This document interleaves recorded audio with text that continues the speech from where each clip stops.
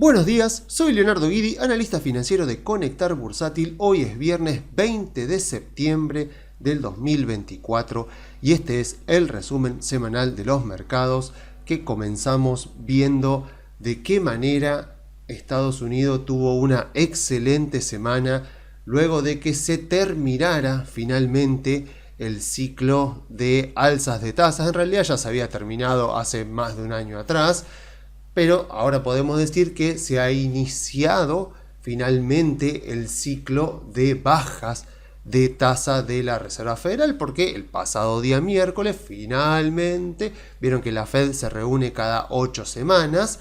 Bueno, finalmente tomaron la decisión de bajar la tasa de interés, pero no la bajaron 0,25% como usualmente lo hacen cuando hacen pequeños movimientos, sino que la bajaron 0,5%. Así que bueno, imagínense, bueno, lo vimos perfectamente acá en esta vela, en esta vela que terminó roja, pero vemos que se da el anuncio de la tasa, el mercado reacciona de manera positiva, entonces dicen, me imagino, ¿no? O sea, no sé, en redes sociales o en los, no sé, en los medios de noticias. Me acuerdo que CNBC siempre transmite en vivo y va viendo muy el minuto a minuto de lo que va pasando con la reacción a la decisión de la Reserva Federal. Y bueno, me imagino diciendo, bueno, parece que la Reserva Federal bajó las tasas y eso le gusta al mercado. Pero de repente a los 5 minutos, los 10 minutos se dio vuelta todo y fíjense que terminó a la baja. Pudo haber sido, por supuesto, por órdenes que estaban puestas, o sea, pero lo que sí tenemos que saber es que es puro ruido, pura especulación y que no nos dice absolutamente nada de lo que está diciendo el mercado. No, el mercado está diciendo que le parece que la decisión de la Reserva Federal es tardía. Ponele, yo me pongo en la posición del miércoles pasado, ¿no? El miércoles a la tarde después de la decisión de la Reserva Federal, viendo el mercado de repente ponerse positivo, revertir todo y ponerse un poquito negativo, como vemos ahí en esa velita roja, y mucho diciendo, no, pero el mercado puede ser que esté viendo que la Reserva Federal está anticipándose a una recesión, así que esta baja de tasas en realidad no es tan positiva como podemos pensar y bla, bla, bla. Bueno, el jueves ya ven cómo abrió el mercado, récord histórico para el Standard & Poor's, no así para el Nasdaq, que todavía viene un toque abajo. Y hoy, bueno, más o menos ahí, un día también diríamos de toma de ganancia, pero también como de bastante volatilidad, pero cerrando ahí nomás, ahí cerquita el récord histórico. Así que digamos que inauguramos un periodo de bajas de tasas y bueno, varias lecciones, o sea, en realidad nada nuevo, ¿no? O sea, nada nuevo para aprender, pero sí cada vez que se reúne la Fed o cada vez que hay un evento importante, porque no todas las reuniones de la Reserva Federal son importantes, en muchas ya se descuenta prácticamente todo, pero bueno, a partir de que comenzó, a partir del 2022, que comenzó todo este periodo de alzas de tasas por inflación alta, a cada una de las reuniones de la Reserva Federal se le prestaba atención, sobre todo a la conferencia de Powell, porque tengamos en cuenta que hace más de un año, sí, un año y 3 meses, que venimos en el mismo nivel de tasa en 5.25, 5.50, pero bueno, se prestaba atención a la conferencia de Powell para ver qué iba a decir el tipo. Entonces, lo que ocurrió esta semana, una vez más, reafirma al menos dos de las cosas que vengo diciendo siempre en los informes.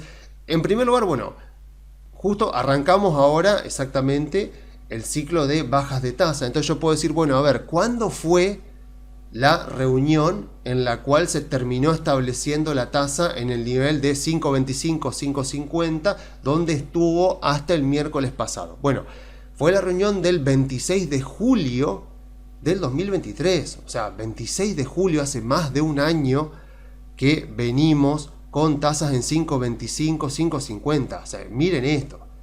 O sea, en serio, hay gente que dice, no, las tasas altas son gestadoras de mercados bajistas, complican a las acciones, no hay que invertir en las acciones cuando las tasas son altas. O sea, si yo tomo la medición, dije 26 de julio, más o menos por acá, bueno, acá más o menos ahí, más o menos, para tomar más o menos una estimación, una medición, vamos a ir viendo, a ver, hasta acá. Vamos a tomar hasta el miércoles. No sé si tomar el miércoles. Voy a tomar hasta el martes, para no tomar el miércoles inclusive, que ya era el día de la decisión.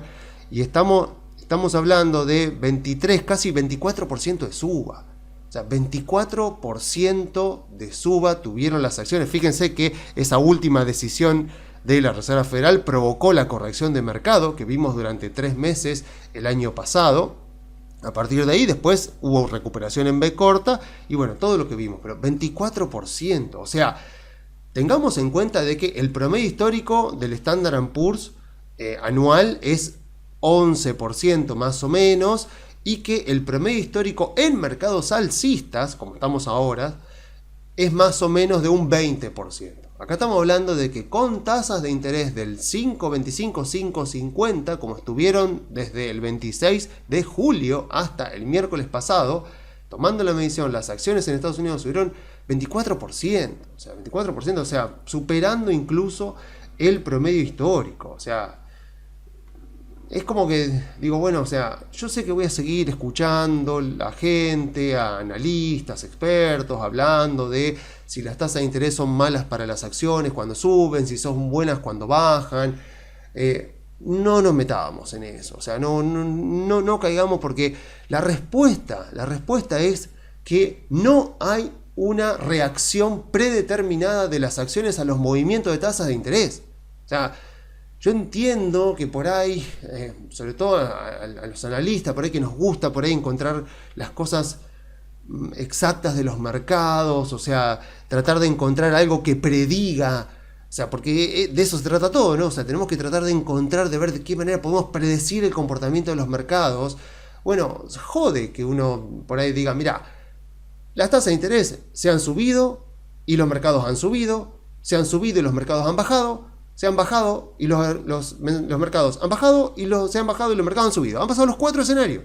Entonces no podemos decir que hay un comportamiento predeterminado de reacción de los mercados financieros, de las acciones, sobre todo, que es lo que nos importa, a las tasas de interés.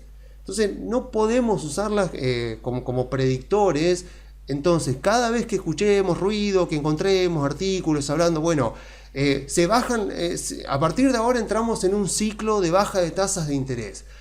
Por lo tanto, hay que comprar acciones, por ejemplo, o eso es bueno para las acciones. Bueno, yo te podría mostrar contextos de baja de tasa de interés donde las acciones estuvieron bajando, porque justamente se bajaron las tasas de interés porque estaba gestándose una crisis como la burbuja.com, en realidad ya se había gestado, ya estaba explotando, o se estaba gestando la crisis de las hipotecas subprime, o se bajaron las tasas de interés porque de repente vino el COVID.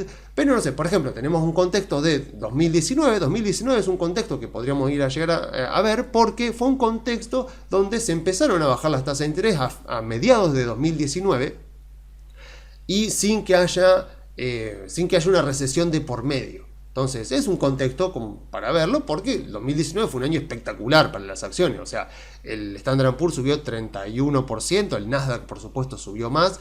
Ahora estamos llevando un año, o sea, si tenemos en cuenta el cierre de hoy, estamos en casi 20% de suba. Todavía faltan varios meses, pero es como que venimos de unos 3 añitos, o sea, no 3 añitos, o sea, porque tengo que contar 2021. 2021 fue muy bueno, 28%, 2022 fue muy malo, menos 18%, 2023 fue muy bueno, más 26 y pico, y ahora estamos en más 20 y todavía faltan un par de meses, o sea que pinta también para ser un año bueno. Y más allá de quién gane las elecciones, que ya lo repito, no importa tanto quién vaya a ser el presidente, el primer año presidencial, ya sea de uno o de la otra, pinta también que debería ser un año bueno, porque yo no estoy viendo que las valuaciones estén caras. Si uno mira el free cash flow de las compañías, que en definitiva es lo que determina el valor de una compañía, y lo compara, por ejemplo, si uno mira el free cash flow, que de hecho la página web Coifin, que tiene página en Twitter, de hecho el usuario de Twitter de Coifin, que se escribe Koyfin latina N, Coifin, si van a Twitter van a ver que esta empresa que tiene una linda plataforma también de estado financiero, ellos publican imágenes donde ponen el precio de las acciones, lo han hecho con Nvidia, lo han hecho con muchas empresas tecnológicas, sobre todo con las que están más de moda en cada momento, te ponen el free cash flow por acción y el precio de la acción. Por lo menos en el caso de Nvidia, uno ve que va bastante a la par, que correlaciona bastante bien, con lo cual uno no puede hablar de burbuja ahí, porque dice, ¿de qué depende el valor de una compañía? ¿De qué depende el precio de las acciones? Del free cash flow que se genera por acción. Uno mira lo que pasa con Nvidia y va perfecto, no perfecto, pero sí lo va siguiendo de manera bastante fiel, y lo mismo con Microsoft, y lo mismo con Meta, o sea, con las empresas tecnológicas. Entonces uno dice, me suena rara esta burbuja, me suena rara esta situación de mercado paranoico o exagerado, en el cual los precios de las acciones están siguiendo bastante bien lo que está ganando la compañía, que se supone que es lo que tiene que hacer, o sea, se supone que es lo que tiene que hacer el precio de la acción, y ir siguiendo lo que está pasando con las ganancias de la compañía. Entonces, no me parece que las acciones estén en este contexto a nivel general. Después podemos ver casos particulares, pero a nivel general que el mercado esté caro, y obviamente puede pasar de que con la baja de tasas, lo que puede llegar a pasar con la baja de tasas, eso sí, es que el sentimiento inversor mejore y empieza a haber más optimismo.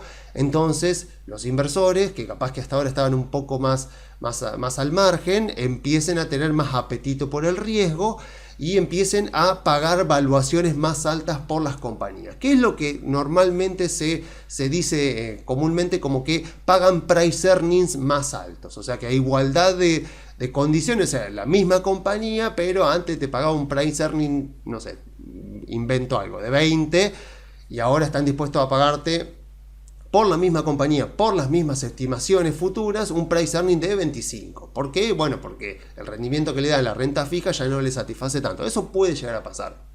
Pero repito, no es algo que ocurra siempre, o sea, son contextos más complejos, o sea, no podemos atribuir una causa y una condición, así un solo factor como una causa y que la condición vaya a ser siempre la misma. No ocurre así. Ojalá ocurriera así en los mercados financieros, sería mucho más fácil, sería mucho más sencillo mi trabajo, y estaríamos todos contentos porque entenderíamos mucho mejor cómo funcionan los mercados. Bueno, no funciona así, y por eso cuando ustedes vean por ahí artículos o gente diciendo, bueno, ahora las tasas van a bajar, o sea que las acciones van a subir, o al revés, no, porque las tasas van a subir, las acciones van a bajar, sepan que con muy poquito, con venir a ver un gráfico, uno se da cuenta que eso no es así.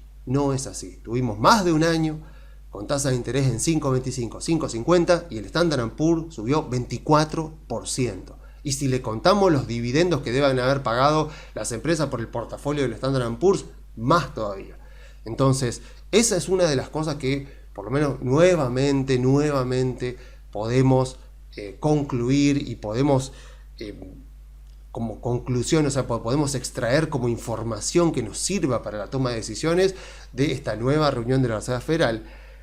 Y la otra cosa que nos volvió a confirmar esta reunión de la Reserva Federal, lo que ocurrió justamente esta semana, es que jamás debemos tomar lo que dice Powell o cualquier miembro de la Reserva Federal como algo fijo, como algo perdurable en el tiempo, como algo que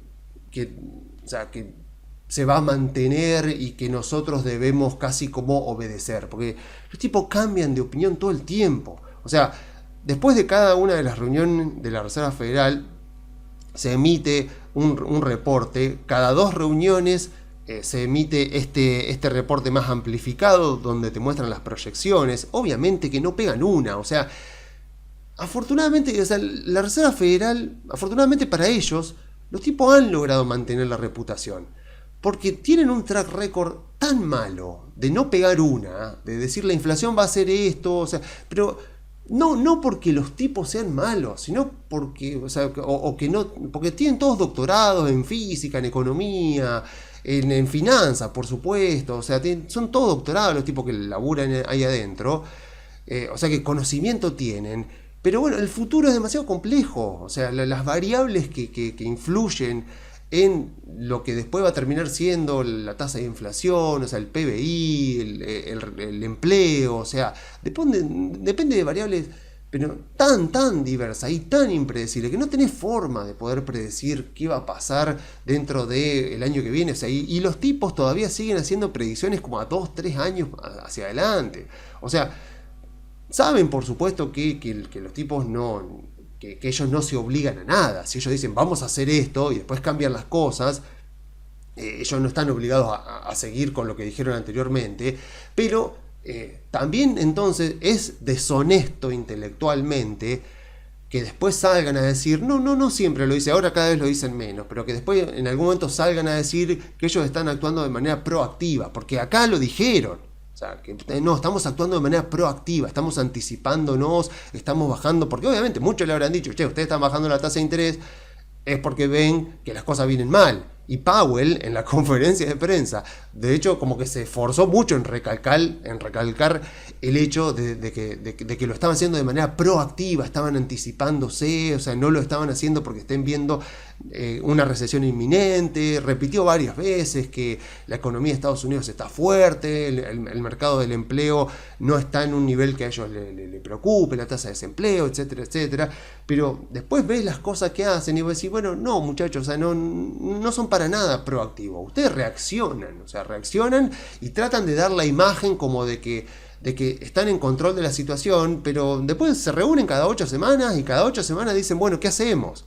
Levantan la mano, o sea, votarán una política de tasa, dirán algún tipo de speech como este acá, como suele decir el profe Juan Carlos de Pablos, emitiendo sonidos, en este caso sería emitiendo caracteres. O sea, si ustedes quieren perder un par de horas de su vida, léanse esto. Para mí es totalmente inútil leer esto, son 17 páginas con gráficos, con cosas, porque no tiene sentido leer esto porque cambian todo el tiempo. Pero ¿para qué nos sirve esto? O sea, esto nos sirve para ver el famoso dot plot, que es el diagrama de puntos de la Reserva Federal. O sea que cuando escuchen hablar del dot plot, están hablando de esto, que es los votos de los participantes del comité de mercado abierto, el FONC, que es el que define la tasa de interés. Entonces vemos acá, cada puntito es un voto de los miembros del FONC. Entonces acá le ponen como el midpoint, o sea, a dónde creen ellos que va a estar la tasa de la Reserva Federal en diferentes momentos del tiempo. O sea, finales de 2024, finales de 2025, finales de 2026, finales de 2027. Uno dice, me estás cargando. O sea, ¿qué sabés? O sea, ¿qué sabés que va a pasar de aquí a fin de año? O sea, y me está haciendo proyección a 2025, 2026, 2027. Bueno, no importa. Lo que sí me importa es ver esto. ¿Qué pasa ahora? Es muy interesante saber qué pasa ahora. En este momento estamos en 4.75, 4.25, o sea, básicamente 4.75 de tasa.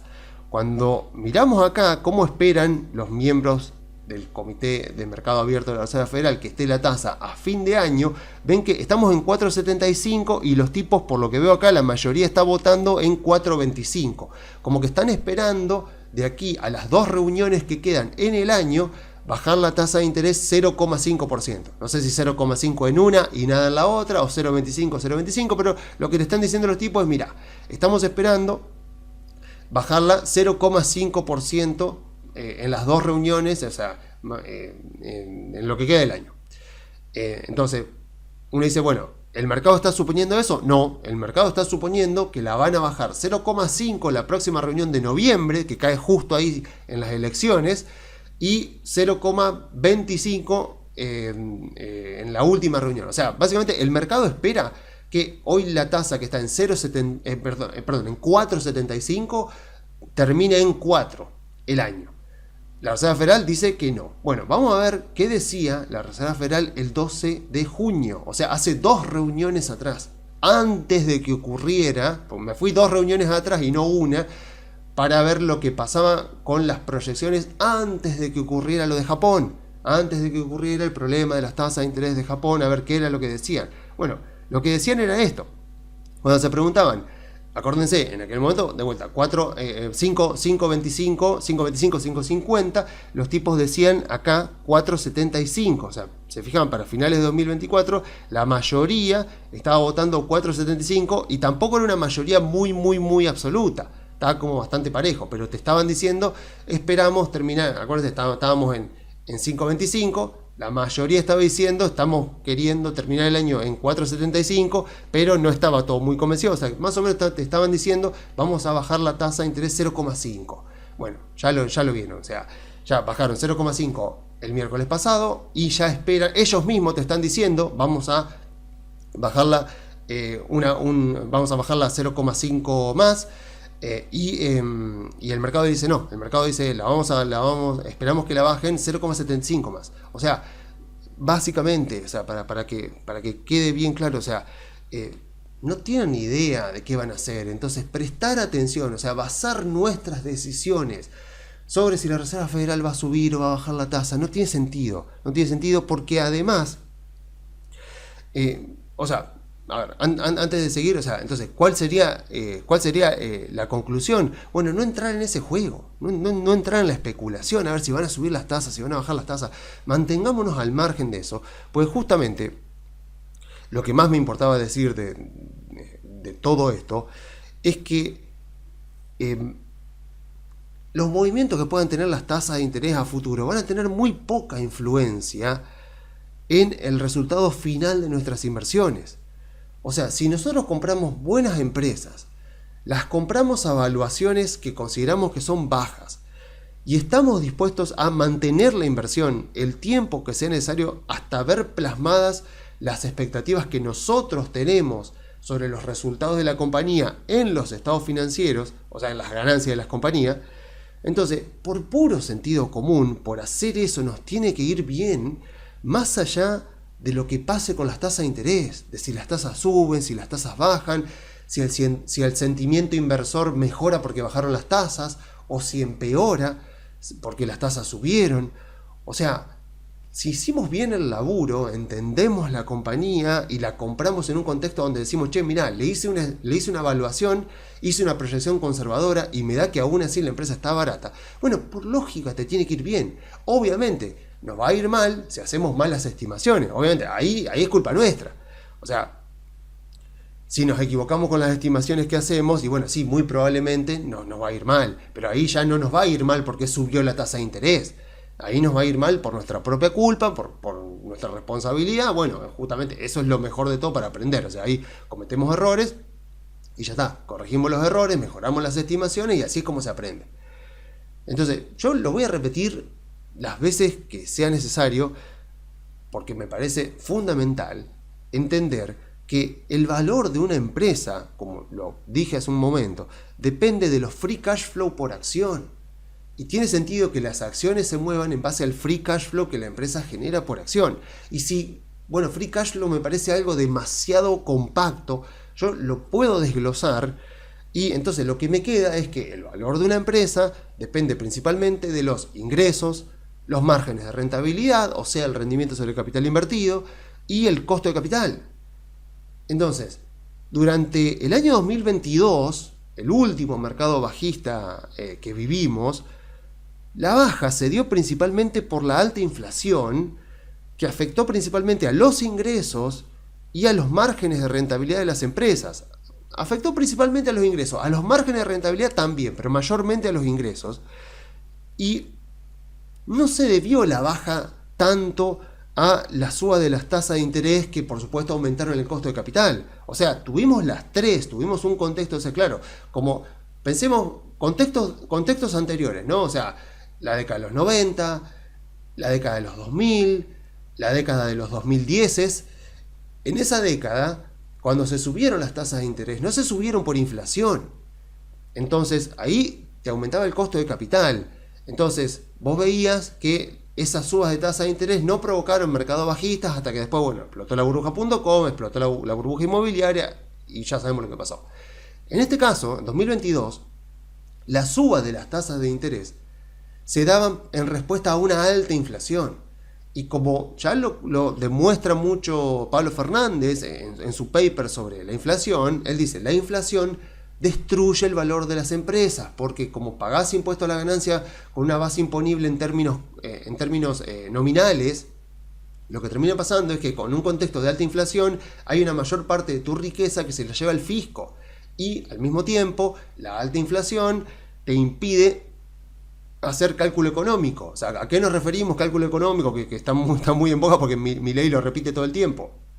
Al empresario que tiene que calcular o sea, tiene que hacer una estimación de sus ventas, tiene que hacer una estimación de a qué margen va a vender lo que tiene, al mismo tiempo tiene que reponer stock. Vamos a poner no una empresa por ahí tecnológica, una empresa más tradicional, una empresa industrial. O sea, tiene insumos que le pueden aumentar de valor. Entonces, el tipo tiene que vender, pero al mismo tiempo de que tiene que vender, tiene que obtener una ganancia, porque tiene que comer, tiene que pagarle a sus empleados, pero al mismo tiempo tiene que reponer stocks, tiene que reponer materiales, tiene que reponer materia prima, tiene que reponer insumos. Entonces, en un contexto de alta inflación, como nos pasa en Argentina, puede ocurrir que una persona se funda su negocio vendiendo, porque el tipo vende, o sea, trata de calcularle una ganancia, a ver a dónde lo puede vender, y si estima muy baja, o sea, si estima muy bajo el precio al que va a vender, lo que va a pasar es que puede ser que venda mucho, pero cuando tenga que calcular sus costos, cuando tenga que ir a reponer, puede encontrarse con que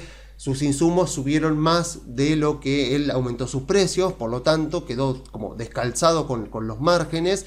Entonces puede ser que eventualmente el tipo venda y su rentabilidad, su ganancia tienda a negativo directamente, porque la inflación distorsiona todo. Entonces, la inflación distorsiona el cálculo económico. Entonces, al no poder hacer cálculo económico, es difícil poder hacer estimaciones, y las empresas cuando están en ese tipo de contextos juegan más a lo conservador, así como la gente. O sea, pensemos nosotros que vivimos en un contexto de alta inflación, como lo es todavía Argentina, pero como principalmente lo fue durante los 10 años anteriores más o menos.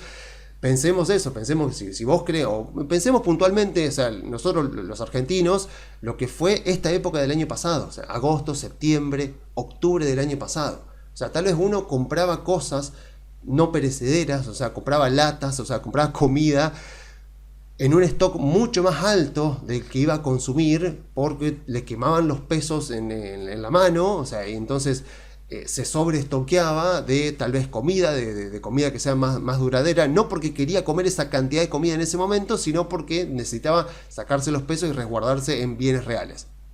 Entonces, eso obviamente que distorsiona todo, y es muy no sé, un almacenero puede creer que en realidad le está yendo mucho mejor de lo que en realidad le está yendo, porque en realidad lo que está pasando es que la gente está demandando productos que él vende, no porque realmente los esté demandando, sino porque se está cubriendo la inflación, y cuando de repente la inflación baja, como está pasando este año, la gente consume sus stocks primero antes de volver a comprarle. Entonces de repente tenés una gran recesión, y bueno, lo que estamos viviendo en carne propia durante todo lo que fue el último año y medio. Entonces, cuando llevamos eso a la evaluación de una compañía, entonces entendemos que los contextos de alta inflación son muy perjudiciales para el valor de las compañías, porque distorsionan todo. Entonces, le pegan a los ingresos, le pegan a los márgenes de rentabilidad, aunque, repito, en 2022 los márgenes de rentabilidad dentro de todo de las empresas de Estados Unidos se mantuvo, cayó, pero no tanto como otros contextos, por ejemplo la década del 70, la década del 80 en Estados Unidos, pero sin lugar a dudas, esos dos factores, o sea, ingresos y márgenes de rentabilidad, fueron los principales causantes de la baja que tuvieron las empresas en 2022, no tanto así el costo de capital, pero lo que sí pasó con las subas de las tasas de interés es que donde sí afectaron mucho fue en el sentimiento inversor, fue en la emocionalidad de los participantes del mercado y en cómo nos dábamos manijas uno con otro. O sea, cómo iban circulando las noticias, cómo los analistas pronosticadores de catástrofe estaban en su mejor momento, porque toda mala noticia que vos mandabas era respaldada un poco por el contexto que estaba pasando en el mercado, así que había mucha gente deseosa de consumir ese tipo de información. Y bueno, entonces claro, estaba tan sensible todo, o sea, y entonces por eso lo repito, digo, es cierto que los fundamentos se deterioraron, pero el mercado bajista fue un poco muy exagerado, en gran parte, y creo yo principalmente por sentimiento inversor, porque estaba tan tenso todo, tan sensible estaba en la comunidad inversora, que cada vez que salían los balances de las empresas, o sea, cada 3 meses que salían los balances de las empresas, salía una mala noticia ahí, más o menos, o sea, un margen de rentabilidad un poquito peor, una empresa que tal vez que había crecido, pero que había crecido poquito en relación a todo lo que había crecido los años anteriores. Esa mala noticia era recibida por bajas, pero desproporcionadas. Enormes bajas, pero le pegaban. O sea, mi gran ejemplo del 2022 es Meta, porque terminó siendo una de las mejores inversiones que hice en mi vida. Entonces la tengo muy grabada en la cabeza, porque lo recuerdo muy bien. O sea, Meta sacaba un balance y le pegaban 25% abajo. O sea, 25% abajo. Una empresa que no estaba perdiendo negocios, no estaba perdiendo usuarios, seguía teniendo márgenes de rentabilidad muy buenos. Lo que pasa es que con lo que estaba pasando con la inflación, se estaba ahí como anticipando una recesión. Las empresas, por supuesto, no iban a reducir su presupuesto en publicidad online. Con lo tanto, le pega directamente al negocio principal de Meta, y obviamente que los ingresos de Meta se vieron perjudicados por eso. No tanto, como repito, los márgenes de rentabilidad, y encima, al mismo tiempo, el amigo Zuckerberg queriendo invertir en el metaverso, toda la parte de Reality Labs, realidad virtual, o sea, una línea de negocio que era tremendamente deficitaria, era una máquina de quemar cash. Y si bien es cierto que en proporción era mucho menos lo que se invertía ahí de lo que se invertía en la familia de aplicaciones, vuelvo al tema del sentimiento inversor y a lo que pasaban los medios de comunicación. O sea, lo que se reflejaba era eso. O sea, cuando salían las redes sociales, salía el balance, se publicaba en las redes sociales, se publicaba en Bloomberg, se publicaba en CNBC. Entonces, todo lo relacionado al metaverso, por más que era una parte muy marginal de lo que estaba pasando en el negocio de la empresa, era lo que tenía más relevancia. Entonces uno veía ahí que el negocio no se estaba deteriorando tanto, para nada, y sin embargo, vayan a ver el gráfico de Meta, o sea, 25% abajo, o sea, hasta que le terminan pegando, hasta que llega a los $90, allá por noviembre, me parece, sí, principios de noviembre del 2022. A partir de ahí, de los $90, hoy a 500 y pico, sube 50 y pico % en dólares en el año Meta. Qué noble empresa, qué gran CEO que es Zuckerberg, pero que en aquel momento le pegaban de una manera abrumadora, o sea, y fue muy interesante verlo. Es un caso muy interesante, porque no estamos hablando de Tupperware, por ejemplo, que quebró, o sea, que pidió la bancarrota esta semana, o sea, una empresa muy marginal que ya nadie le importaba. O sea, no, estamos hablando de la principal empresa dueña de redes sociales en el mundo. Entonces, era un caso muy resonante. Por eso yo digo que para mí Tesla es la meta del 2022. O sea, Tesla actualmente representa la misma narrativa, en mi caso, o sea, porque hoy nadie duda de Meta, todo el mundo la ama, hoy récord histórico, totalmente a contramano de otras tecnológicas, una empresa espectacular que viene siendo un año espectacular. Hoy nadie duda de Meta. Hace 2 años, digo, más o menos, para esta misma época del 2022, la odiaba todo el mundo. Y la empresa no cambió mucho de 2 años para atrás a esta parte, o sea, porque Zuckerberg sigue siendo el CEO y sigue teniendo la misma visión de la compañía. Pero bueno, o sea, es ese contexto que afecta a todo y que nubla la vista, y que sobre todo para los que por ahí siguen las tendencias y no están tan conscientes de qué tienen en el portafolio y por qué lo tienen, bueno, eso provoca que uno tenga miedo, o sea, básicamente tenga miedo y que salga a vender asustado, que no se preocupe por el valor que tiene. Y lo raro es eso, es que uno cuando compra cosas en su vida real, cuando compra una computadora, cuando compra un auto, uno trata de estimar el valor que tiene eso y de calcular cuánto es lo que vale y si está haciendo un buen trato o un mal trato. Pero con las acciones, no sé, parece que mucha gente lo evita hacerlo. Y como hemos visto acá en estos videos, no es tan difícil hacerlo. Está bien, leerse el libro de evaluación de empresas es jodido, porque es algo pesado, pero bueno, o sea, cuando uno ya adquirió el conocimiento y lo puede aplicar, después agarrar el Excel, en un día actualizás la evaluación. O sea que es algo que se puede hacer.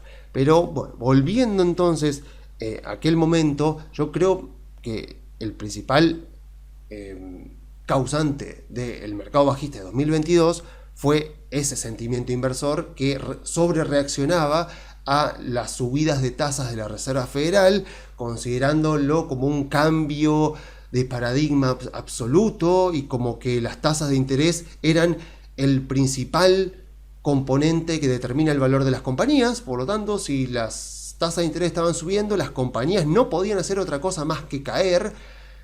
Bueno, vimos que no. Hace más de un año que veníamos con tasa en 5,25 y acá estamos, 24% arriba desde aquel momento.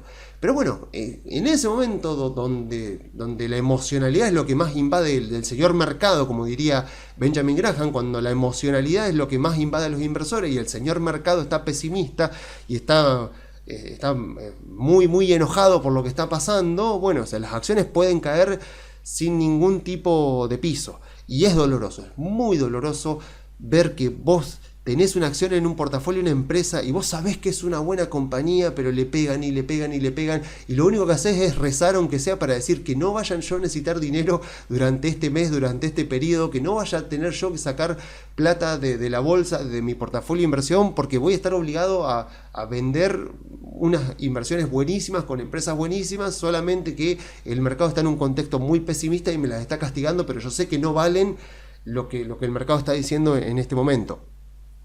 Pero bueno, cuestión de que todo mercado bajista siempre termina, eventualmente la racionalidad vuelve al mercado y aquellas personas que, entendiendo un poco cómo, o sea, qué es lo que determina el valor de las compañías, uno dice, ok, como ya lo hemos comentado muchas veces, o sea, si vos querés explicarme que algo va a afectar positiva o negativamente a las compañías, tenés que explicarme de qué manera eso que vos me decís va a afectar a los ingresos, a los márgenes de rentabilidad o al costo de capital. Si no lo afecta o no lo afecta en gran medida, no me hagas perder el tiempo.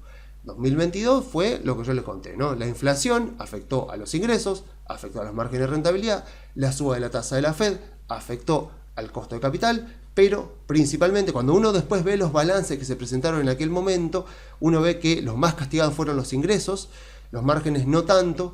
La tasa de la Reserva Federal subió relativamente poco, o sea, no debería haber cambiado tanto, pero bueno, veníamos de un contexto muy, muy positivo y el mercado se tornó muy, muy pesimista, porque también es cierto que teníamos mucha incertidumbre, todo el tema de China que nunca terminaba de salir del COVID, Taiwán, obviamente Rusia, Ucrania, que todavía era algo, o sea, arrancaba en febrero del 2022, imagínense, gran incertidumbre, hoy por hoy ya sabemos que es algo que está ahí vigente y que va a seguir, entonces ya no es ninguna novedad, pero bueno, en aquel momento también es cierto, o sea, retrotraigámonos y vamos a ver que había razones, pero bueno, o sea, no para semejante castigo a las empresas, pero bueno, el que lo pudo aprovechar después terminó haciendo una gran ganancia y pudo aprovechar ese contexto que no se suele dar tanto, en el cual, bueno, como dice Howard Marks, ¿no? O sea, vos no solo tenés que comprar buenas empresas,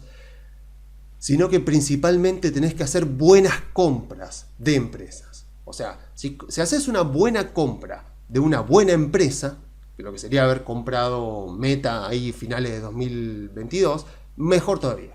Pero también podés hacer una buena compra de una empresa normalita, no voy a decir mediocre porque suena feo, ¿no? Pero una empresa normalita, pero que la compraste porque está muy castigada, también vale.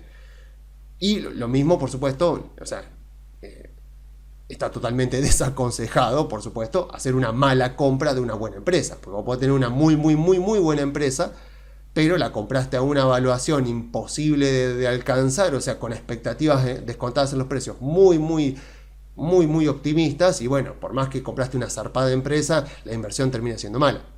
Eso es justamente lo que siempre recomienda Howard Marks, o sea, que vos tenés que aprovechar los contextos para hacer buenas compras de empresas, y que en eso es lo que más tenés que focalizar. Si justamente la empresa es muy buena y la conseguiste a una evaluación muy buena, listo, las chances de que te vaya muy bien con eso y que capaz que le gane al índice son muy altas. Es el mejor escenario posible. A veces no se puede porque, repito, o sea, uno diría, bueno, Nvidia, si algún día Nvidia vuelve a estar barata, bueno, capaz que tarde, pero yo te puedo asegurar que algún día va a pasar. O sea, algún día va a pasar. O sea, capaz que durante años mucha gente estuvo diciendo, oh, qué lindo sería comprar Microsoft barata, Apple barata, o sea, Meta barata, Tesla barata. Bueno, 2022 nos dio esa oportunidad. Pero claro, en ese contexto, cuando la gente dice, ay, qué lindo sería, cuando vos le decís, che, mirá, la evaluación de estas empresas está bajísima, aprovechá para comprarla ahora, ahí es cuando te dicen, no, mirá lo que está pasando, mirá Rusia-Ucrania, mirá China con Taiwán, mirá las tasas de interés, mirá la inflación, no, o sea, bueno, no sé. Cuando digamos, o sea, cuando digamos, ay, qué lindo sería comprar esta empresa, no sé, comprar Nvidia otra vez cuando esté barata, que yo, bueno, sepámoslo, que el día que Nvidia vuelva a estar subvaluada, no va a ser porque por obra de un milagro de repente quedó barata, va a ser porque habrá habido alguna mala noticia, el mercado se defraudó, lo que sea, pero no vamos, o sea, por pura definición una muy buena empresa solamente puede estar barata cuando el mercado por alguna razón irracional la castiga. O sea, yo creo que, de vuelta, ¿no? O sea, yo creo que Tesla es una empresa que sigue estando muy, muy barata, a pesar de que ha subido bastante en estos últimos mes y medio, porque el mercado la sobrecastiga porque subestima mucho lo que se viene para esta compañía. Pero bueno, o sea, en 2021 todo el mundo la amaba. 2020, 2021 todo el mundo la amaba. Fue esa época que multiplicó por 10. Y 2019 creo que también, o sea, tendría que fijarme bien, pero hubo una época donde todo el mundo la amaba a Tesla y era indiscutible, o sea, fue una época espectacular. Bueno, o sea, en aquel momento, a ver, voy a aprovechar para poner la cotización, porque está bueno verlo bien con números. Hoy está 2.38, subió bastante en estos últimos días. Claro, está bien que la empresa tuvo varios splits, pero si yo me fijo acá, lo que fue 2020-2021, no hay ninguna duda de que acá, bueno, en todo lo que fue, sobre todo acá, ¿no? O sea, en 2019-2020, si uno se fija acá, en esta época serían $13 más o menos. Acá fue, mediados de 2018, fue cuando Damodaran le hace la evaluación a Tesla, estaba $200 en aquel momento, $180, y donde Damodaran decide comprar Tesla, y después multiplica, o sea, hasta que llega la crisis del COVID, había subido 200 y pico, y después, si se fijan acá, subió 600, 700%. Si se fijan, más o menos desde 2019 hasta acá, hasta lo que fue el 2020, el COVID, y ni que hablar esto, o sea, lo que fue acá fue en 1000, 1100, 1200, o sea, 1300%. O sea, no me cabe ninguna duda de que en este contexto acá, habrá habido gente que se dijo en aquel momento, ay, qué lindo sería poder comprar Tesla, qué lindo sería poder que no perderse otra oportunidad, o sea, poder agarrarla de vuelta cuando esté barata esta compañía, qué sé yo. Bueno, después volvió a estar barata y ahora la narrativa cambió. La narrativa cambió y ya no hay gente aclamándola. Y bueno, o sea, no sé si va a pasar lo mismo con Nvidia, pero puede llegar a pasar perfectamente. Empresas que de repente entran en el radar de todos porque están en el momento indicado, en el contexto indicado, en la industria indicada, son directamente beneficiarias, al mismo tiempo tienen una gerencia muy competente, como es la de Tesla y como es la de Nvidia, que entiende la situación y la aprovecha. El mercado la premia muchísimo. En algún momento la empresa no logra cumplir con las expectativas que estaban fijadas en el precio y el mercado la empieza a castigar y puede ser que incluso, como pasó con Tesla, se olvide de ella durante bastante tiempo. En ese contexto es donde uno dice, bueno, acá volvió a estar muy barata la compañía, pero aquellas personas que capaz que decían, che, qué lindo sería comprarla en aquel momento, no van a estar acá, no van a estar de vuelta, porque ahora te van a salir con todas las narrativas pesimistas, porque son las narrativas que dominan. Entonces, si uno quiere hacer una gran inversión, como dice Howard Marks, y repito Howard Marks porque esta semana en su canal de YouTube sacó varios videos hablando sobre riesgo y son muy buenos. Howard Marks es una eminencia absoluta, al nivel del querido Warren Buffett, del querido Charlie Munger, o sea, una gran sabiduría, y él habla mucho de eso, habla mucho de riesgo, de qué es el riesgo, de si se puede medir el riesgo. Entonces él dice eso: si vos estás comprando una muy buena compañía que ha sido muy castigada por el mercado y la estás comprando a una evaluación muy baja, que incluso en un escenario futuro normalito, conservador, te da, no sé, 50%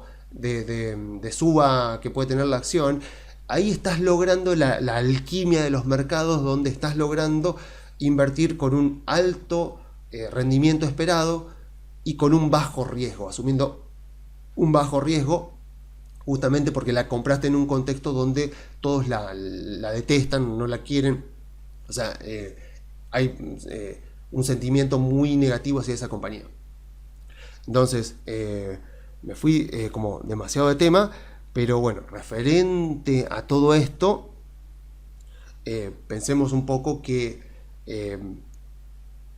mirando hacia adelante, así como los contextos de suba de tasas no fueron negativos o perdurablemente negativos para los mercados, o sea, el contexto que arrancó en 2022 no fue eternamente negativo para los mercados, no debió haber sido en 2022 tampoco, pero bueno, o sea, en 2022 se juntaron todos esos componentes. De la misma manera, ahora que arrancamos un ciclo de baja de tasas, tampoco debemos que considerar que va a ser espectacular para los mercados. O sea, sí, yo sigo totalmente invertido, o sea, sí sigo creyendo que este año va a seguir siendo un año positivo y que el 20% es un valor que vamos a terminar pasando y que vamos a cruzar perfectamente, y que vamos a terminar el año arriba del 20%, y que el año pasado también debería ser un año positivo para las acciones. Si tengo que preocuparme por algo, me tengo que preocupar por el segundo año presidencial de Estados Unidos, que ya sabemos que el segundo año presidencial de Trump fue negativo, el segundo año presidencial de Biden fue negativo, veremos qué pasa, pero bueno, todavía falta bastante para eso. Así que si queremos ponernos contentos porque arrancamos el ciclo de baja de tasa de la Reserva Federal, muy bien, o sea, el que quiera ponerse contento, o sea, dale para adelante, pero sepamos, sí, obviamente que es bueno para las acciones que bajen las tasas de interés, o sea, que teóricamente, esa es la palabra clave, que teóricamente, si yo agarro el Excel, es bueno para la evaluación de la empresa. Si yo agarro el Excel, pongo el costo de capital y bajo la tasa de interés, veo que como consecuencia de eso la evaluación de la empresa va a aumentar, o sea, teóricamente es bueno, pero que principalmente el valor de la compañía en la que yo esté invertido va a depender de los ingresos y de los márgenes de rentabilidad. Después puede pasar, como ya lo dije, que el mercado se ponga en modo más optimista y que esté dispuesto a pagar valuaciones más altas por las mismas compañías, y que de repente tengamos una demanda adicional de inversores que capaz que están invertidos en otros títulos, que ahora vienen a invertir en acciones, y que eso empuje para arriba las valuaciones de las empresas. No podemos medir eso, no podemos contar con eso, no sabemos cuándo va a aparecer, si va a aparecer, en qué magnitud, no lo sabemos. 2021 puede haber sido el último año donde se vio un poco eso. En todo caso, bueno, estaré yo acá para ir viendo las valuaciones de las compañías, agarrar el Excel y decir, me parece que esto sí, me parece que esto no, pero en todo caso, sepamos que el valor de nuestra empresa va a depender principalmente del negocio de la empresa, o sea, de los ingresos, de cómo crecen los ingresos, de los márgenes de rentabilidad y de las decisiones, sobre todo eso, las decisiones que toma la gerencia. Por eso es tan fundamental cuando uno analiza una compañía, evalúa una compañía, es entender qué piensa la gerencia. Cuando uno ve lo que Elon Musk piensa sobre el futuro de Tesla, uno dice, la empresa está baratísima. Entonces uno tiene que decir, ok, yo no puedo meter eso en el Excel porque si no tendría que meter todo mi dinero en la empresa, entonces tengo que ser un poco racional. Entiendo que Elon Musk tiene gran parte de toda su fortuna ahí adentro, así que por pura necesidad tiene que ser optimista, pero en el caso de que yo haga una evaluación, bueno, tengo que asumir escenarios relativamente conservadores, o sea, que tengan la mayor probabilidad de ocurrencia posible para el futuro de las compañías. Y si ese escenario me sigue diciendo que el valor de la compañía es más alto que el que está ahora, le damos para adelante. Pero volviendo entonces, cuando yo invierto tengo que ver principalmente eso.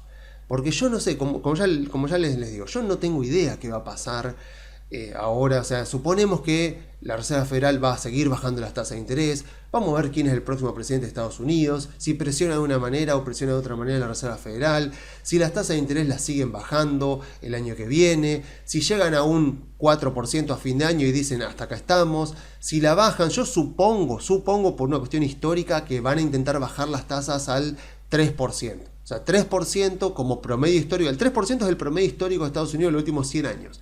Entonces, tiene sentido que durante el año que viene la Reserva Federal diga, bueno, vamos a bajar las tasas al 3% y la vamos a dejar ahí. Suponiendo que una tasa de un bono del tesoro te rinde 3,5 más o menos, bueno, te da una curva de tasas positiva. Pero bueno, estoy especulando totalmente porque no tengo idea de qué va a pasar. Pero no tenemos idea de qué va a pasar, si las tasas van a subir, si las tasas van a bajar, o sea, no sabemos nada de eso. Pero lo que sí podemos ver es qué hacen nuestras empresas. O sea, qué ventajas competitivas tienen las empresas. Porque entonces, cuando yo hago el análisis de una compañía, si la compañía tiene ventajas competitivas sólidas, entonces, cuando yo hago una estimación, o sea, si estoy hablando de una empresa con sólidas ventajas competitivas, y digo sólidas ventajas competitivas en el sentido de que las características de la industria y de la empresa hacen que los ingresos de la compañía estén relativamente protegidos de la competencia. Entonces, cuando yo tengo una empresa de ese estilo, cuando yo le hago una evaluación y hago una proyección a futuro de sus cash flow, y la hago relativamente conservadora, realista, o sea, tratando de no ser muy exagerado, de no pecar de optimista, entonces mi riesgo es quedarme corto. O sea, mi riesgo es no haber sido lo suficientemente optimista. Entonces, ahí no hay ningún problema, porque la empresa muestra resultados mejor de lo que yo estimé, las acciones van a subir más de lo que yo estimé y todos felices. El problema es cuando yo por ahí invierto en una compañía que tal vez no tiene tantas ventajas competitivas o está pasando por un momento donde sus ventajas competitivas se están erosionando y yo la quiero evaluar como si las ventajas competitivas siguen siendo más o menos sólidas o que las va a recuperar. O sea, yo estoy tratando de ser optimista respecto a su futuro y hago una estimación que tiene mayores probabilidades de ser demasiado optimista para ser verdad. Y ahí pierdo plata. Porque ahí si me parece, que esta empresa es una buena compra, después resulta que los resultados no son tan buenos como yo lo había esperado, porque estimé demasiado optimista y bueno, y ahí pierdo plata. Entonces, en el primer caso es donde me equivoco del lado bueno, digamos, está bien, listo, me equivoqué, gané más plata de la que yo pensaba, no hay ningún problema. Lo que quiero evitar es el lado malo. Y las empresas que tienen fuertes ventajas competitivas, como son las empresas tecnológicas, me evitan, o no es que me evitan, no, nunca ninguna empresa lo va a evitar, pero me bajan mucho las probabilidades, las chances de que yo me equivoque siendo demasiado optimista. Sobre todo si quiero ser relativamente conservador con la estimación a futura. Entonces, ahí es donde tengo que poner el foco. Ahí es donde tengo que poner mi energía, ahí es donde tengo que poner mi tiempo. Si hago bien ese laburo, no me importa qué pase con las tasas de interés. Que suban, que bajen, que se mantengan igual, no me importa. El destino de mi inversión va a estar ligado a mi trabajo y mi trabajo va a estar enfocado a lo que realmente importa en el valor de una compañía, que es la constitución de sus cash flow, no la tasa a la cual se descuentan los cash flow, porque la tasa de interés afecta al costo de capital. El costo de capital es la tasa a la cual yo descuento los cash flow. Yo prefiero esa parte, la parte del denominador, no prestarle tanta atención. O sea, obviamente sí poner números realistas, pero principalmente focalizarte en la parte de arriba, en la parte del free cash flow, donde está el capital de trabajo, donde están las inversiones de capital, donde están los ingresos, donde están los costos, donde están los márgenes de rentabilidad. Ahí es donde tenés que poner el foco. Si haces eso bien, entonces la mayor parte del trabajo la hiciste bien y entonces lo más probable es que si encontraste una empresa buena que está subvaluada, la compres y que a medida que se vayan dando resultados similares a los que vos estuviste estimando, vas a terminar ganando una buena cantidad y seguramente si compraste una buena evaluación le ganes también a los índices. Así que tenía preparada la evaluación de Intel, o sea, porque es una empresa que, digamos, prácticamente el ejemplo que conté, o sea, una empresa que tenía fuertes ventajas competitivas, una empresa espectacular que está viendo perder sus ventajas competitivas por malas decisiones tomadas por la gerencia. Ahí son los únicos a los que hay que mirar, los gerentes de Intel, que no la vieron venir para nada, como sí la vieron venir los de Nvidia y los de Qualcomm incluso también. Pero resulta que justamente hablando de Qualcomm, hoy Qualcomm anunció posiblemente que está interesada en adquirir Intel. Les digo, o sea, hice la evaluación de Intel, me dio muy barata, no voy a decir nada todavía porque espero poder mostrarla la semana que viene. Justo hoy se da esta noticia, el precio empieza a rebotar, vamos a ver qué pasa. Supongo yo que habrá mucho movimiento, mucha especulación, pero las adquisiciones son algo que tardan muchísimo y que uno nunca debe basar su estrategia de inversión en adquisiciones o en fusiones, porque tardan muchísimo y cuando después se producen nunca terminan siendo lo que prometen, y terminan siendo generalmente un fiasco o algo más o menos lo que se esperaba, pero no mucho más. O sea, nunca superan las expectativas. Entonces, aparte porque ya llevo casi una hora de video, entonces digo, la semana que viene voy a tratar de organizarme para mostrar la evaluación de Intel, que la terminé ayer o el miércoles la terminé. Me dio bastante bien, o sea, y es interesante porque es una empresa que ha sido muy castigada, y está bueno ver cómo, planteándole escenarios muy conservadores a futuro, me da que la empresa sigue, o sea, está actualmente muy barata. Pero justo sale esta noticia. Así que necesito analizar esta noticia, necesito ver si esta noticia me afecta el valor de la empresa, el valor, la evaluación, lo que yo puedo llegar a estimar a futuro. Y bueno, veremos en todo caso la semana que viene si muestro efectivamente, si es que veo que cambió mucho el escenario futuro para la compañía luego del anuncio de hoy de la posible adquisición. Bueno, me disculparán, pero no la mostraré porque es una evaluación que ya quedó vieja. Pero le repito, o sea, me gustó mucho los resultados que vi en la evaluación de Intel. Es una compañía complicada que está pasando por un momento muy crítico, así que es un caso muy interesante de analizar. Así que si no hay ningún imprevisto grande y no me cambia mucho la tesis de inversión, voy a mostrar la evaluación de Intel la semana que viene. Y bueno, además está decir que no me parece que, porque siempre viene la pregunta, el Standard & Poor's se está subiendo 20% en el año, ¿no subió mucho? ¿No está muy caro? Entonces, a ver, sí, subió mucho en relación al pasado, no en base al futuro. Las empresas miran al futuro. El valor del Standard & Poor's en este momento está descontando un escenario futuro de ingresos, de cash flow, de márgenes de rentabilidad, de inversiones de capital, de costo de capital también, o sea, de tasa de interés. Está descontando todo eso en esos precios. Pensá si decías lo mismo hace 3 meses atrás, 4 meses atrás, cuando el Standard & Poor's seguía estando en récord histórico. O sea, siempre que dicen está muy alto, ya subió mucho, o sea, sí, en relación al pasado. Pero si vos comprás, tenés que comprar mirando al futuro. Y para mirar al futuro tenés que analizar la compañía y hacer una evaluación de una compañía. Yo analicé Microsoft hace un par de semanas, me dio que estaba barata. Meta me sigue pareciendo que a pesar de que subió 50% este año, sigue siendo una empresa que por debajo de $600 me parece que sigue siendo una empresa interesante. Veremos, o sea, claramente el mercado está descontando que se viene un balance muy lindo. Vamos a ver qué pasa. Tesla, por supuesto, o sea, es la gran compañía que me gusta mucho. Google la tengo que ver. Tengo que mirar Google porque no me han gustado las cosas que ha hecho la gerencia, así que la tengo que ver. Lo mismo con Apple, que la voy a analizar ahora cuando saca su último balance. Google también. Y con Amazon, bueno, también estoy ahí en veremos, que por falta de tiempo no la estoy pudiendo ver.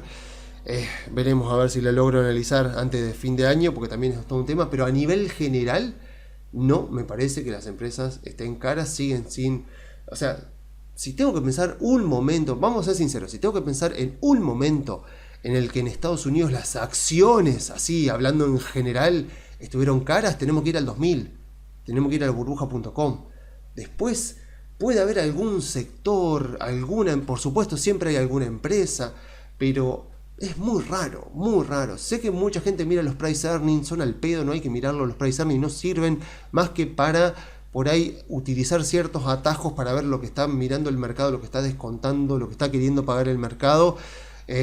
Como yo les contaba, cuando yo miro el Total Shareholder Return, cuando yo lo desgloso y veo que una parte del precio se explica, la parte más importante del precio tiene que explicarse por los movimientos de las ganancias por acción, y otra se explica por el price earning, que sería el múltiplo. O sea, qué niveles de evaluaciones el mercado está dispuesto a pagar por las compañías. Es posible que a partir de ahora, como las tasas de interés están bajando, las valuaciones que el mercado esté dispuesto a pagar sean mejores. Entonces, que no se sorprendan si de repente, de aquí para adelante, con las bajas de las tasas de interés, empieza a haber gente diciendo el price earning del índice Standard & Poor's está más alto que nunca, o está arriba de X valor que no estuvo desde hace mucho tiempo. O sea, sí es algo que va a pasar, es algo normal, no quiere decir que las acciones estén caras, pero sí es para ir monitorizando, porque ahí sí, o sea, a medida que empieza a aumentar la demanda por acciones y que las empresas sigan mostrando buenos resultados, es probable, o sea, por una cuestión de sentido común, que en algún momento las valuaciones se van a sobreexagerar. Bueno, espero estar ahí en el Excel cuando vayan saliendo los balances, para ir viendo eso e ir marcando ciertos límites para ver dónde podemos encontrar subvaluaciones y sobrevaluaciones. Mientras tanto, pasamos brevemente a Argentina, ahí ya cumpliendo ya 1 hora de video. No, me estoy equivocando. Acá. Gran semana. Venimos de un rally, o sea, un rally alcista de las acciones argentinas en dólares espectacular. En parte porque están subiendo las acciones, pero en parte también porque está bajando el dólar. Y bueno, o sea, tuvimos gran semana, o sea, el riesgo país por debajo de los 1400 puntos. El AL35 o el GD35 me parece que sigue siendo el bono más interesante en este momento. Han salido varios reportes, los chicos de 1816 han largado un reporte bastante bueno donde mostraban que ahora, tal como quedaron las cotizaciones de los bonos, el AL35 podría llegar a subir un 40%, más o menos, o más, si es que bajamos en nuestra curva de tasas a niveles de países como El Salvador, o sea, niveles de 14% de tasa, de 12-13% de tasa, más o menos esa zona. Bueno, el AL35 o en realidad el GD35, porque están bastante cerquita, o sea que si las cotizaciones están iguales, te conviene comprar el GD, porque es ley de Nueva York. Entonces, ante escenarios negativos te cubre. Así que el GD35 sería un bono el más interesante para comprar en este momento. Y con respecto a acciones, bueno, seguimos igual que siempre. O sea, Milei presentó el presupuesto el domingo, un hecho, podríamos decir, histórico, porque nunca los presidentes iban por ahí a presentar, porque, digamos, el presupuesto te sirve, o por lo menos le sirve a la política, para mostrar un plan, un programa, como suele decirse, un programa de más largo plazo. Entonces, hasta ahora, bueno, se veía viendo lo que iba haciendo Milei, sobre todo lo que iba haciendo Caputo, lo que iba haciendo Sturzenegger también, con las leyes, con los decretos, con las resoluciones. Y entonces era como que, bueno, todo esto es el programa de estabilización, es como el programa de estabilización, pero de aquí para adelante, bueno, fue Milei al Congreso el domingo y dijo, bueno, miren señores, a partir de ahora el presupuesto va a estar en base de los ingresos, no en base a los gastos. O sea, hasta ahora en Argentina, incluso en la época de Macri, el presupuesto se hacía en base a los gastos. Se decía, queremos gastar esto, después vemos cómo lo financiamos.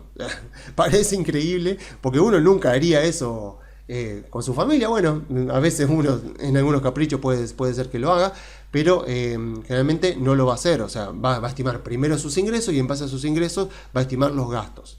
Entonces, al hacer eso, no solo que se diferencia de todos sus antecesores, sino que también le da un gran y claro mensaje a los mercados.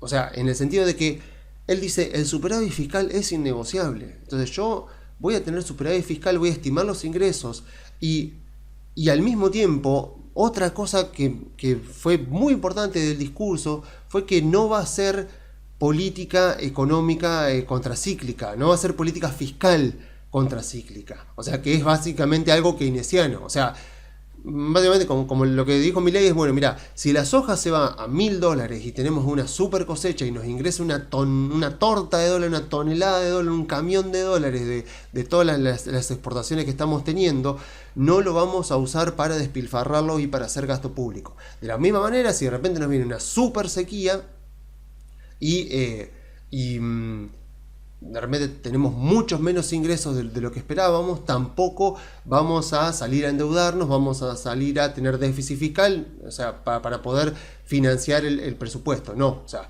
el presupuesto va a estar en base a eso. Si hay que recortar, se recortará lo que sea necesario, pero el equilibrio fiscal y sobre todo el superávit fiscal para hacer frente a los compromisos de deuda, dijo, no es negociable, o sea, no es algo que está en discusión. O sea, vemos como que el mercado le está creyendo. O sea, quedan muchas incógnitas en el camino. Cosas raras también del presupuesto, o sea, estima que el tipo de cambio oficial para finales del año que viene, o para más o menos esta misma época, septiembre del año que viene, va a estar en 1200. O sea, 1200 es más o menos lo que está el dólar MEP en este momento. O sea, estiman que el tipo de cambio va a subir, ponele un 20%, el tipo de cambio oficial, que hoy está más o menos en 1000, va a subir tipo un 20% de aquí hasta septiembre, ponele del año que viene. Con lo cual uno diría, ok, están asumiendo, sabemos que todas las estimaciones es como cuando habla Powell, ¿no? O sea, todo este tipo de estimaciones, como cuando habla Powell, como cuando hace estimaciones de la Reserva Federal, no son para nada vinculantes, no están talladas en piedra, o sea, vuela un vientito y chao, pueden volar perfectamente, pero como mensaje es interesante porque es como que dicen, estamos pensando que el tipo de cambio oficial va a ir a donde está el MEP en este momento, o sea que asumen que el dólar MEP se va a mantener estable más o menos en esta zona durante los próximos 12 meses, con lo cual el tipo de cambio real debería apreciarse bastante, y por lo tanto la LECAP, que ahora te está rindiendo un 55-60% en pesos, una LECAP larga, pasaría a estar rindiéndote también 60% en dólares, porque si suponemos que el dólar no va a subir, una LECAP, que es un título totalmente libre de riesgo, tranquilito, o sea, que va subiendo más o menos un poquito toda la semana, sería una tremenda inversión en dólares, porque vos estás comprando y si el dólar no sube, ese 60% anual que te da rentabilidad pasa a ser un 60% anual en dólares. Así que cosas que deja el análisis. Obviamente que si esto sale bien, las acciones van a subir mucho más que 60% en dólares, con lo cual conviene estar comprado en acciones o en bonos argentinos, pero llama la atención. O sea, te llama la atención porque si eso pasa, es como que, digamos, como que bueno, los incentivos para tomar riesgo no serían tantos, porque si un título libre de riesgo te está dando tanto, bueno, o sea, deberíamos empezar a ver una gran migración de inversores que están en títulos que tienen riesgo hacia el ECAPS. Pero bueno, claramente el mercado no le cree, no le va a creer que el dólar MEP se va a mantener igual, o sea, creerle que la brecha va a ser cero. Veremos qué pasa también con el tema porque se asume que en algún momento van a tener que abrir el cepo, en algún momento van a tener que unificarse los tipos de cambio. Así que una lectura que se hizo, que creo yo que, o sea, por más que no me guste y quisiera que no sea así, es una lectura que se hizo, fue que ese dato te está diciendo que no piensan abrir el cepo por lo menos hasta las elecciones del año que viene. Entonces es un dato interesante, porque no te lo están diciendo tal vez así implícitamente, pero si te están diciendo el tipo de cambio oficial va a estar a 1200, y como que te pueden estar diciendo, bueno, mira, el tipo de cambio MEP capaz que está más alto porque hay brecha, y si hay brecha es porque todavía hay cepo. Entonces, si este presupuesto supuestamente es como hasta septiembre, ponele del año que viene, y más o menos como te lo pueden estar diciendo. Entonces, ahí uno dice, ok, a ver, el gobierno me puede estar diciendo que no está teniendo tanto problema con mantener el cepo durante todo este año, pero también durante todo el año que viene. A ver, ¿puede pasar? Sí, puede pasar. Suponemos que van a intentar abrirlo lo antes posible. También es cierto que si uno mira las reservas del Banco Central, no hay con qué sostener. Entonces, si llegan a abrir el cepo, el tipo de cambio va a saltar sin ninguna duda. Y si el tipo de cambio salta, la inflación salta. Y encima el año que viene hay no solo pagos, o sea, hay pagos de deuda en dólares, hay varios pagos, no solo de soberanos, sino también de bopreales, con lo cual las reservas, cuando uno hace los cálculos, o sea, las cosechas tienen que venir muy bien, las exportaciones de energía tienen que venir muy bien, para que las reservas aguanten todos los pagos que hay que hacer sin renovación. Si llega a conseguir el gobierno financiamiento del exterior, sería un golazo, pero bueno, por ahora vemos que los mercados siguen cerrados para Argentina. Así que ahí hay una clave importante, porque si el cepo todavía se mantiene, sepámoslo que tanto bonos y acciones tienen como un freno de mano. O sea, los rendimientos que podemos esperar para acciones argentinas y para bonos argentinos se van a dar solo en el caso de apertura del cepo cambiario. Si hay cepo, por supuesto que tanto bonos como acciones siguen estando subvaluados y sigue conviniendo comprar bonos y acciones argentinas si es que creemos que el plan de Milei efectivamente seguirá teniendo buenos resultados, pero se nos prolongan los periodos, o sea, se nos postergan los periodos en los cuales vamos a ver efectivamente los mejores resultados de nuestras inversiones, porque el cepo cambiario le pone un cepo a todo, le pone un cepo a la salida de capitales, pero, o sea, le pone un cepo a la entrada y a la salida de capitales. Entonces es como que si el gobierno está decidiendo mantener el cepo, no solo durante todo este año, sino también durante todo el año que viene, bueno, seguramente tendremos buenos resultados en bonos, buenos resultados en acciones, en nuestras inversiones, pero vamos a tener que ser más pacientes. Los mejores resultados van a venir recién cuando se abra el cepo, y bueno, y si postergan la apertura del cepo, tendremos que postergar por lo menos los mejores resultados, o por lo menos postergaremos ese momento burbuja, ese momento 2017, principios 2018 de Macri, donde más o menos vamos viendo señales de burbuja y aprovechamos para vender en el mejor momento posible, en el momento de mayores valuaciones posibles. Bueno, ese momento se va a postergar, porque al haber cepo, o sea, obviamente que está todo mucho más, digamos, al haber cepo, los movimientos de capitales, por supuesto, están muy, muy, muy restringidos. Y si vos no tenés libertad de capitales, si vos no tenés libre movimiento de capitales, es muy difícil que se produzca una burbuja. Si vos mirás justamente contextos donde se producen burbujas, las cripto, por ejemplo, que es algo que ha estado pasando en los últimos años, vos ves que un requisito necesario es la libre entrada y salida de capitales. Si no tenés libre entrada y salida de capitales, como pasa en Argentina con el cepo, y difícilmente se te forme una burbuja en bonos argentinos o en acciones argentinas. Cuando eso pase, ahí veremos, y si efectivamente vemos que las paridades de los bonos llegan a valores ridículos, por ejemplo, una Argentina con un riesgo país de menos de 400 puntos, y acciones volando en valuaciones bastante más altas incluso que las que tuvieron con Macri, con empresas emitiendo acciones y balances que no reflejan lo que están subiendo las acciones. Recordemos que las ganancias de los balances deberían ir reflejando en cuanto a variación más o menos lo mismo que varían los precios de las compañías. Entonces, si vemos de repente que, que en dólares las ganancias de las compañías han subido, 50% en dólares, pero los precios de las acciones han subido 200% en dólares, y bueno, ahí tenemos que empezar a mirar y vamos a ver los comportamientos de la gerencia. Ahí ojalá que yo pueda agarrar el Excel y hacer una evaluación de una empresa argentina y ver efectivamente si confirmamos la sobrevaluación. Pero mientras haya cepo, todo eso no puede ocurrir, porque por definición no puede gestarse una burbuja con cepo, donde no hay libre movimiento de capitales. Así que, desgraciadamente, si el cepo se mantiene, esto se prolonga. Está bien, los resultados van a seguir siendo buenos. Este año viene siendo muy bueno para el que compró acciones y bonos argentinos. El otro debería ser también bueno, incluso si se mantiene el cepo. Pero bueno, vamos a tener que ser más pacientes. Vamos a tener que, al mismo tiempo, nos da más tiempo para seguir comprando a medida que vamos teniendo un ahorro, vamos teniendo algún ingreso, podemos ir comprando. Pero bueno, requiere más tiempo. Y sobre todo requiere más tiempo estando invertido en un activo muy volátil. Porque, por ejemplo, yo hablo con los clientes, clientes normalmente perfil moderado, que lo hemos hablado varias veces y han decidido comprar bonos argentinos. En algunos casos han comprado incluso acciones argentinas, en menor medida, pero la han comprado. Entonces yo a esos clientes lo que les digo es, tu portafolio es de obligaciones negociables y de CDRs. Ese es el núcleo, la columna vertebral de tu portafolio.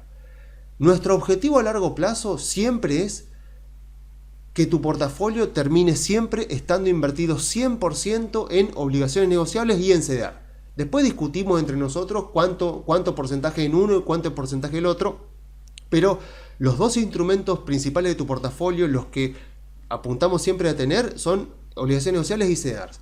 Ahora, por las circunstancias que está viviendo Argentina, una parte de tu portafolio, un 20, un 30, hasta un 50%, lo hemos pasado o hemos invertido en bonos argentinos y en acciones argentinas.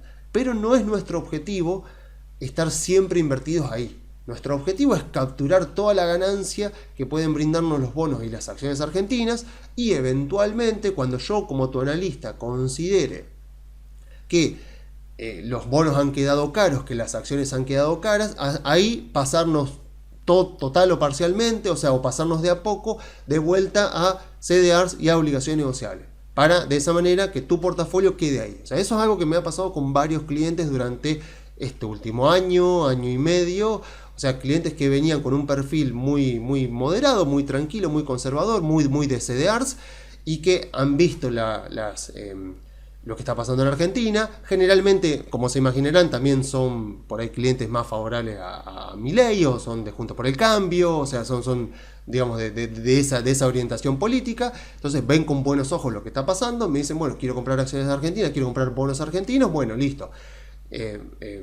Tengamos siempre en cuenta que tu perfil de inversor no es un perfil de alto riesgo, no es un perfil de inversor que se aguante la volatilidad que tienen los bonos argentinos, que por ejemplo, con lo que pasó en Japón, el AL30 entre julio y agosto llegó a caer 22%. O sea, 22% en dólares es un montón, en un mes, en menos de un mes. Entonces, esa es la volatilidad que tenés que aguantarte al estar comprado en bonos, ni te digo en acciones. Igual en acciones fue bastante similar, o sea que en este caso fueron bastante similares.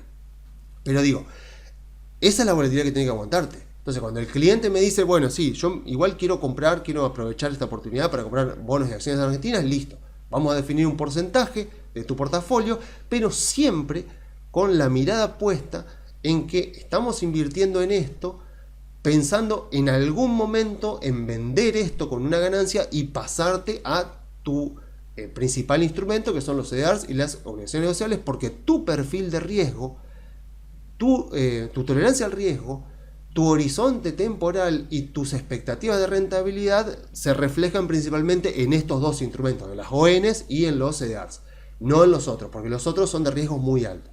Entonces, invertimos una parte de tu portafolio, que yo iré controlando eventualmente para que no se desproporcione demasiado, porque con todo lo que han subido los bonos, las acciones argentinas, capaz que de repente terminas teniendo más del 50% del portafolio ahí, y no es la idea.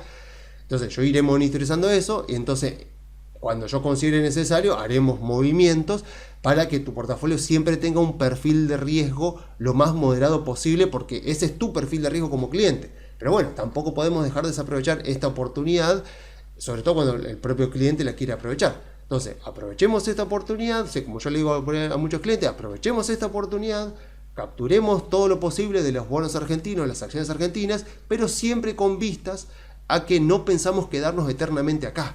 No pensamos comprar las acciones argentinas y mantenerlas eternamente, como si nos pasa con el CDR del Standard & Poor's, por ejemplo, que lo puedo mantener a eternum, o sea, sin ningún problema. Sino que estamos comprando acciones argentinas, estamos comprando bonos argentinos con la idea del día de mañana, cuando veamos señales de burbujeo, vender absolutamente todo y pasarnos definitivamente a los instrumentos que realmente conforman el núcleo de tu portafolio, y que tu portafolio, que ahora tiene un riesgo moderado pero que está un poquito más alto por estos instrumentos, pase a tener de vuelta un perfil totalmente moderado, porque es el perfil que se ajusta a vos como cliente. Entonces, siempre uno tiene que tener en cuenta su perfil de inversor y que su portafolio refleje ese perfil. Y que cuando uno se desvía un poquito, tiene que decir, bueno, ok, me desvío, pero soy consciente de que me estoy desviando, porque cuando te viene la baja, porque Japón subió la tasa de interés y el AL30 te cayó 22% en dólares en 3 semanas, tenés que aguantártela.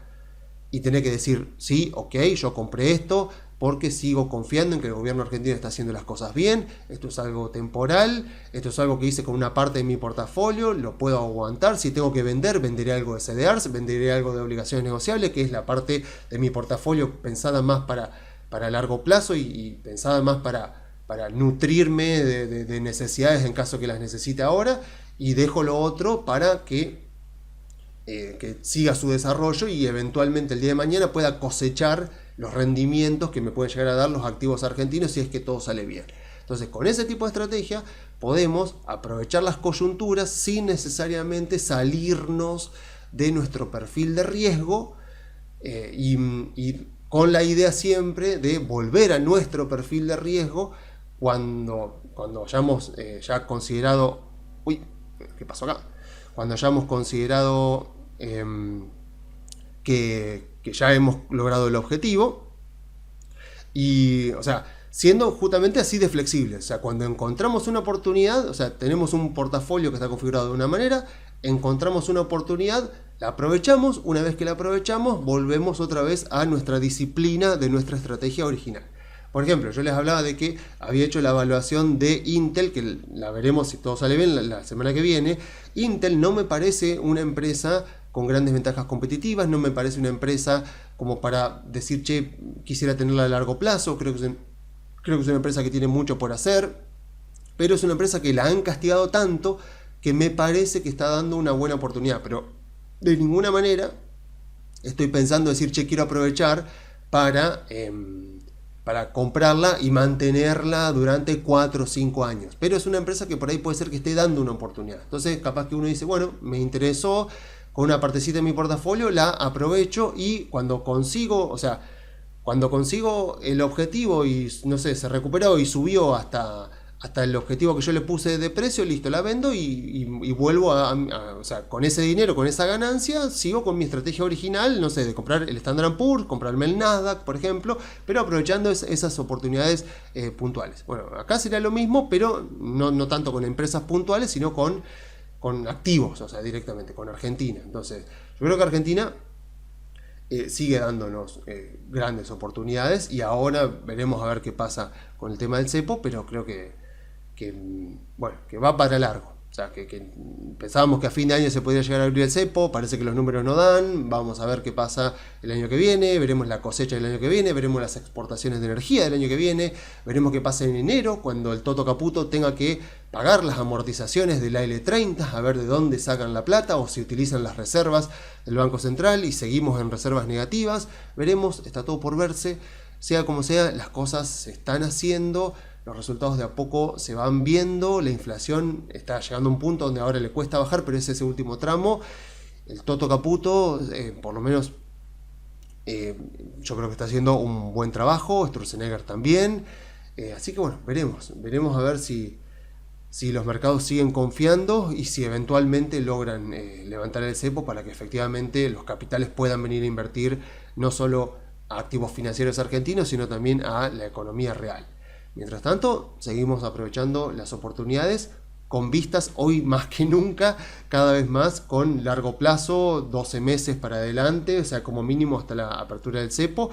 Así que bueno, nos vemos entonces la semana que viene. Si se quieren comunicar, pueden enviar un mail a info@conectarbursátil.com.ar.